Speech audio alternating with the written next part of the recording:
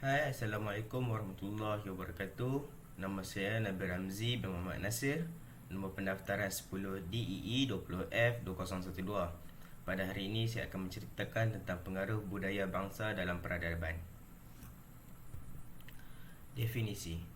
Perkataan budaya datang dari perkataan Sanskrit budaya yang merupakan kata jamak bagi perkataan budi yang bermaksud budi pekerti atau akal. Di dalam pengertian yang luas pula, ia bermaksud segala sesuatu yang dibawa atau dikerjakan manusia. Makna perkataan bangsa pula ialah jenis manusia dari satu asal keturunan darjat tinggi ataupun keturunan mulia.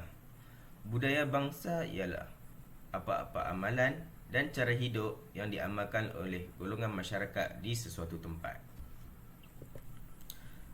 Di sini merupakan bangsa yang terdapat di Malaysia, iaitu 3 bangsa utama, Melayu, Cina dan India. Baiklah, untuk bangsa yang pertama ialah bangsa Melayu. Melayu merupakan sebuah kaum atau suku yang merupakan penduduk asal di Asia Tenggara yang berketurunan daripada tanah Sunda atau juga Austronesia yang turun ke Asia Tenggara melalui Taiwan dan Kepulauan Filipina 300 tahun selepas migrasi Austroasiatik. Terdapat 3 jenis di dalam bangsa Melayu ini, iaitu bahasa, agama dan masakan. Melalui bahasa, ia merupakan satu bahasa daripada keluarga Austronesia yang merupakan antara bahasa utama di dunia. Penutur aslinya berjumlah sekitar 38 juta orang di Asia Tenggara dan ia digunakan sebagai bahasa kedua oleh anggaran 270 juta orang. Agama untuk bangsa Melayu ialah terdapat lebih kurang 99.9% orang Melayu moden adalah penganut Islam dari mazhab Sunnah wal Jamaah. Semua perayaan-perayaan terpenting Melayu adalah perayaan Islam, Hari Raya Aidilfitri, Hari Raya Aidiladha, Awal Muharram iaitu Tahun Baru Islam dan juga Maulidur Rasul, Hari Keputeraan Nabi Muhammad SAW. Dan yang ketiga ialah masakan. Setiap wilayah tradisional Melayu mempunyai masakan khasnya yang tersendiri.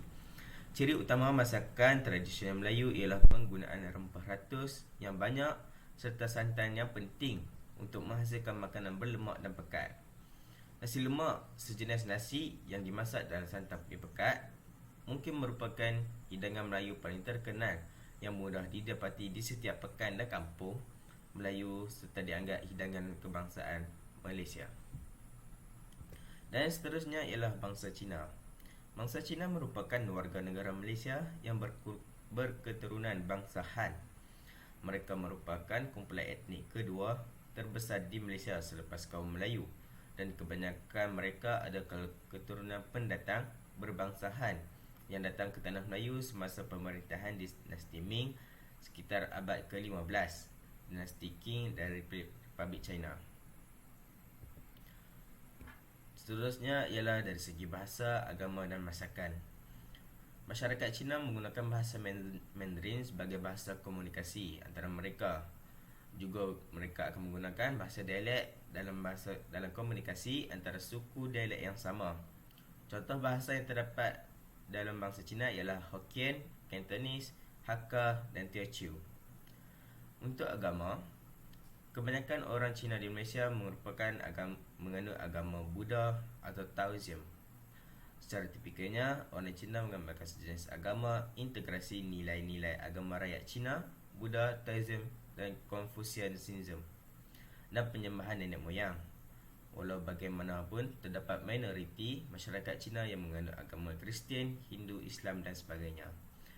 Dan untuk jenis masakan pula, orang Cina Malaysia makan semua jenis masakan termasuk makanan Cina, Melayu, India dan Barat. Tidak ramai Cina Malaysia adalah vegetarian dan kebanyakan penganut agama Buddha yang taat.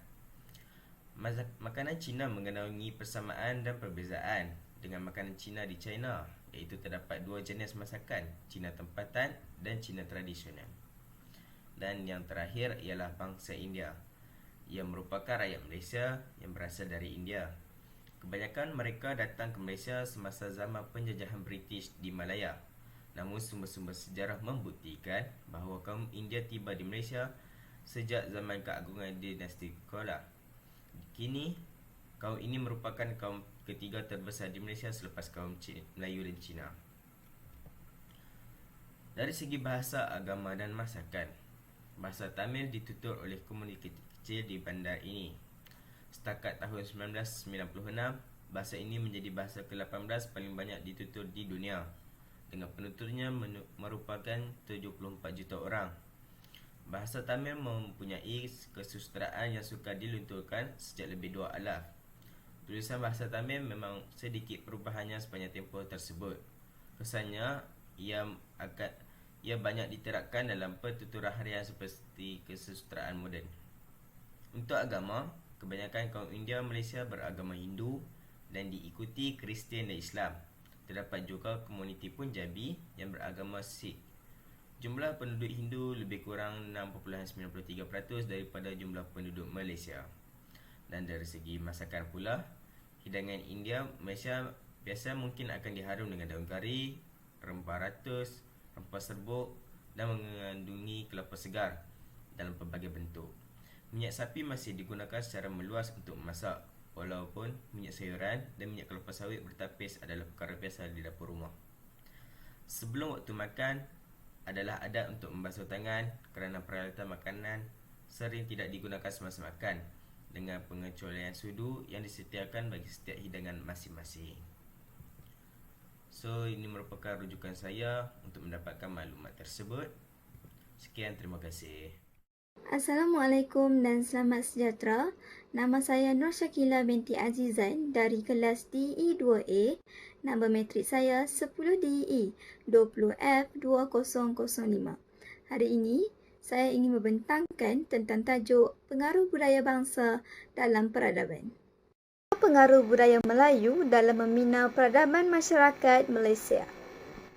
Tamadun atau peradaban dapat diertikan kepada keadaan hidup masyarakat yang bertambah maju lalu mempunyai kemajuan dari segi lahiriah dan rohaniah.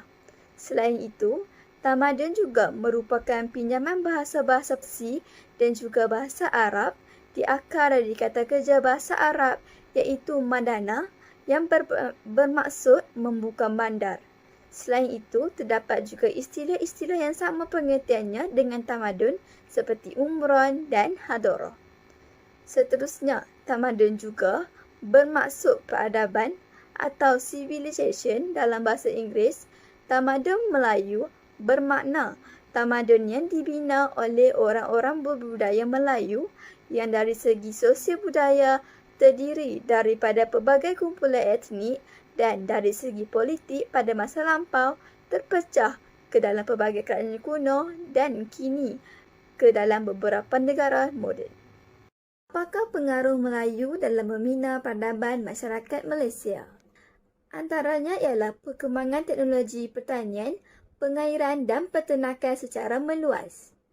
Antara contoh sistem pengairan ialah terusan Suez yang dibina untuk membenarkan laluan air dua hala antara Eropah dan Asia tanpa perlu melalui benua Afrika yang telah pun menjadi kepentingan kedua-dua rantau. Hal ini dapat meningkatkan ekonomi perdagangan pada waktu itu. Selain itu, kegiatan ekonomi masyarakat pada zaman Neolitik, mereka mementingkan aktiviti pertanian dan juga peternakan. Antara binatang ternakan ialah kambing dan biri-biri. Selain itu, dalam aktiviti pertanian, mereka mengamalkan sistem pembatasan dan dijalankan secara sistematik. Selain itu ialah perkembangan teknologi logam dan perkapalan. Hal ini kerana apabila hubungan masyarakat meluas, mereka memerlukan alat pengangkutan untuk pergi ke tempat yang jauh. Yang terakhir ialah pertumbuhan kota dan negara yang tersusun rapi. Hal ini kerana apabila sesebuah negara mempunyai organisasi yang tersusun dan juga pemerintahan yang stabil, mereka dapat membuat perancangan yang strategik dan negara akan maju. Kesimpulannya, tamadun atau dikenali sebagai peradaban Melayu membawa pelbagai kesan yang positif kepada kita pada masa kini. Contohnya seperti pelbagai teknologi yang serba moden dan canggih untuk sistem pengairan, pertanian dan juga peternakan yang meluas dan dapat digunakan oleh kita sehingga hari ini. Perkembangan teknologi logam dan perkapalan juga dapat memberikan impak yang besar untuk kita pada hari ini seperti untuk mengawal pendatang asing daripada masuk ke negara kita. Seterusnya, kehidupan yang terancang juga boleh menyebabkan pertumbuhan negara dan kota yang tersusun rapi. Akhir kata, kehidupan tamadun Melayu yang lalu dapat memudahkan kerja kita pada hari ini dan dapat dijadikan sebagai sumber rujukan kita sehingga ke hari ini. Assalamualaikum warahmatullahi wabarakatuh. Nama saya Muhammad Karim Bihadil. Nombor metrik saya 10 DEE 20F2013 dari kelas DEE 2A. Jadi, saya akan menyambung pembentangan dengan pengaruh budaya bukan Melayu dalam membina peradaban Indonesia. Peradaban merupakan istilah dalam bahasa Melayu yang sering dikaitkan dengan masyarakat yang bertamadun. Malaysia adalah sebuah negara yang mempunyai masyarakat yang berbilang kaum meliputi Melayu, Cina dan India. Keunikan masyarakat Malaysia ialah mereka hidup dalam keadaan harmonis dan aman berlandaskan kepada kebudayaan nasional. Biografi masyarakat yang beretika dan mempunyai peradaban yang baik akan membentuk dan meletakkan negara dalam kedudukan peradaban yang tinggi serta dihormati. Idea-idea untuk pembangunan pengurusan yang beretika adalah dituntut semua bangsa, budaya dan agama. Jadi, terdapat beberapa pengaruh budaya bukan Melayu yang membantu dalam membina peradaban masyarakat di Malaysia. Antaranya dari segi perayaan. Perayaan adalah sesuatu aktiviti yang disambut oleh masyarakat ataupun kaum. Perayaan bertujuan untuk memperingati peristiwa yang pernah berlaku pada suatu zaman dahulu ataupun suatu masa yang dahulu. Di Malaysia, terdapat pelbagai jenis perayaan. Antaranya adalah perayaan Hari Raya Aidilfitri yang disambut oleh kaum Melayu, Tahun Baru Cina yang disambut oleh kaum Cina dan Deepawali yang disambut oleh kaum India. Oleh kerana kemajmukan masyarakat di Malaysia, terdapat beberapa budaya kaum lain yang meresap masuk ke dalam kaum yang lain. Antaranya adalah budaya pemberian duit pada hari perayaan. Adat ini atau budaya ini berasal daripada kaum Cina yang memberi duit atau dikenali sebagai ampau kepada anak kecil pada malam perayaan. Namun, budaya ini telah diolah oleh masyarakat Melayu di Malaysia. Sebagai contoh, pada perayaan Aidilfitri, kaum Melayu akan memberi duit atau dikenali sebagai duit raya kepada anak kecil dan kepada yang masih bujang. Selain itu, budaya permainan bunga api. Permainan bunga api ini juga berasal daripada kaum Cina yang dimainkan pada malam perayaan. Menurut kaum Cina, permainan bunga api ini dapat mengusir roh-roh jahat dan menjadi peristiwa jaria bagi kaum mereka. Walau bagaimanapun, budaya ini telah meresap masuk ke dalam perayaan kaum yang lain seperti Hari Raya dan Deepawali. Seterusnya, terdapat beberapa pengaruh budaya bukan Melayu yang lain yang membantu dalam membina peradaban masyarakat di Malaysia. Antaranya dari segi makanan. Malaysia mempunyai rakyat yang berbilang kaum, maka tidak heranlah jika makanan di Malaysia terdiri daripada pelbagai jenis. Namun, setiap makanan mempunyai latar belakang dan asal-usul tersendiri. Sebagai contoh adalah nasi ayam, atau dikenali sebagai nasi ayam Hainan yang berasal daripada kaum Cina. Nasi ayam Hainan telah berjaya memikat hati rakyat masyarakat di Malaysia dan malah menjadi juadah wajib bagi masyarakat Melayu. Hal ini kerana kita boleh lihat banyak kedai makan dan restoran Melayu menyajikan nasi ayam. Oleh kerana permintaan nasi ayam tinggi, nasi ayam telah bervariasi kepada berbagai jenis, antaranya nasi ayam diraja, nasi ayam Hainan, nasi ayam madu, nasi ayam penyet dan sebagainya. Contoh yang lain adalah kari. Kari ini berasal daripada negara India yang telah diwarisi dari turun-temurun. Pembuatan kari ini amat mementingkan penggunaan rempah, maka tidak heranlah mengapa kaum India cukup mahir dalam menggunakan rempah. Kari ini juga turut berjaya menarik hati masyarakat di Malaysia sehingga menjadi sebati dalam makanan kaum yang lain. Sebagai contoh, kita boleh lihat terhasilnya mi kari, kari ikan, kari ayam dan macam-macam lagi. Selain itu, pengaruh makanan barat juga semakin luas di kalangan masyarakat di Malaysia. Antaranya ialah roti john dan burger. Dr. John dan Birgit ini telah berjaya mencipta tempat di hati masyarakat di Malaysia. Hal ini kerana sikap keterbukaan rakyat Malaysia yang begitu ingin mencuba makanan luar dapat membantu meningkatkan variasi makanan di negara kita. Sebagai contoh, kita boleh lihat terdapat banyak stor-stor burger yang diusahakan oleh kaum Melayu, Cina dan India.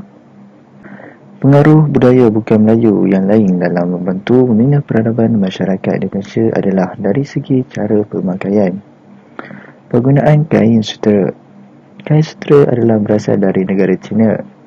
Penggunaan sutera memasuki Malaysia bermula dari perdagangan antara China dan Malaysia ketika dahulu. Contoh pemakaian kain sutera yang kita boleh lihat adalah daripada baju pengantin dan baju kurung. Selain itu, pengaruh dari barat juga sekali lagi memainkan peranan dalam membantu peradaban di Malaysia, antaranya dari segi pemakaian. Pemakaian baju kemeja, seluar slack dan tali leher adalah budaya yang berasal daripada barat. Namun, kini masyarakat di Malaysia juga turut mengamalkan budaya tersebut. Sebagai contoh, kita boleh lihat lelaki akan memakai kemeja, seluar slack dan tali leher ketika ke tempat kerja atau majlis yang formal. Saya juga akan memakai kemeja ketika membentangkan tugasan seperti sekarang. Seterusnya, pengaruh budaya yang lain adalah dari segi hiburan dan fashion. Sesebuah negara yang maju pasti mempunyai hiburan dan fashion yang bergerak seiring dengan kemajuan sesuatu zaman. Malaysia antara sesebuah negara yang berkembang maju dalam hal tersebut. Hal ini kerana sikap keterbukaan rakyat Malaysia yang begitu ingin mencuba sesuatu yang baharu. Walau bagaimanapun, perlu ada pemantauan yang dilakukan terhadap kemasukan budaya luar sebelum meresak ke budaya tempatan. Sebagai contoh, kita boleh lihat hiburan dan fashion yang dibenarkan masuk dari luar tanpa sebarang had telah menyebabkan tersebarnya budaya black metal, skate dan sebagainya di kalangan remaja. Budaya negatif seperti ini perlu dibendung sebelum menjadi punca jatuhnya sesebuah negara. Kesimpulannya, terdapat banyak pengaruh budaya yang memasuki negara kita seiring berkembangnya zaman. Hal ini menunjukkan sikap keterbukaan rakyat Malaysia sangat hebat. Namun, kita perlu melakukan pemantauan kepada setiap budaya yang masuk, sama ada ia dapat menyumbangkan kepada negara atau sebaliknya. Negara yang maju adalah negara yang memiliki kualiti dan tingkat kesejahteraan yang tinggi. Oleh itu, saya berharap masyarakat di Malaysia dapat menikmati keunikan budaya di Malaysia tanpa memilih bangsa.